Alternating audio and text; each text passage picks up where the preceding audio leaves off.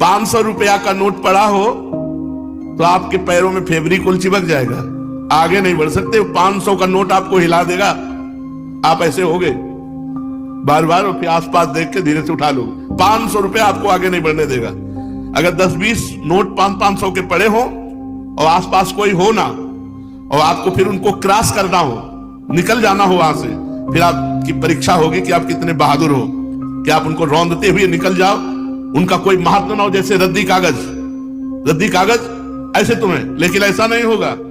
अगर एक कदम चलोगे, पीछे 500 का नोट है, आगे 2-4 नोट पड़े हैं, तो आसपास पहले दृष्टि जाएगी, कोई देख तो नहीं रहा है, फिर धीरे से उठा लेंगे। भले हम वो कहीं दान पेटी में डाल दें, लेकिन उठा जरूर लेंगे। क्यों उठा लिए? क्योंकि महत्व है, धन में महत्व है, भोगों में महत्व है। तो ये कहने की बात अलग है कि अरे भाई हमें स्वर्ग के सुख नहीं चाहिए, हमें मोक्ष नहीं चाहिए, हमें प्रेम चाहिए। हम तो ठुकरा देते हैं स्वर्ग के सुखों को, मोक्ष को ठुकरा देते हैं, और 500 का नोट ठुकरा के आगे नहीं बढ़ सकते हैं। अगर गुलाब जामुन मिठाई की बात आ जाए तो मुंह में पानी आ जाएगा, और ठुकरा देते हैं मोक्ष, ब्रह्मानंद। ये सब कहने की बातें हैं। स्वर्ग के दिव्य दिव्य भोगों को ठुकरा सके ऐसा भगवत प्रेमी महात्मा ही केवल होता है। नहीं, एक अप्सरा उतर आती है तो बड़े बड़े ऋषि मुनि जो है ना, भ्रष्ट हो जाते हैं, अपनी स्थिति से गिर जाते हैं। और मोक्ष सुख तो बहुत बड़ा सुख है, भगवान के प्रेमी जन उसे ठुकरा देते हैं। मोक्ष सुख को अगर कोई ठुकरा पाया तो भगवत प्रेमी महात्मा, जो अभी स्वर्ग के सुख जानते नहीं।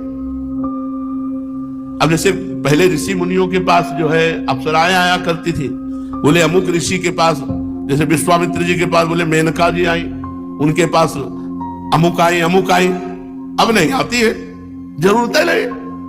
वो तो जो समस्त इंद्रियों पर विजय प्राप्त करके मृत्यु लोक के समस्त भोग प्रणाली को रौंद दिया और हेरा नहीं उनकी तरफ, तब दिव्य लोकों की अप्सराएं उनके सामने आती है। यहां दिव्य आने की जरूरत है नहीं। तो स्वर्ग के सुख तो तब उतरे ना जब मर्त्य लोक के सुखों का विजेता हो। जब मर्त्य लोक के सुखों में ही भ्रष्ट हो गया तो स्वर्ग के सुख की बात क्या।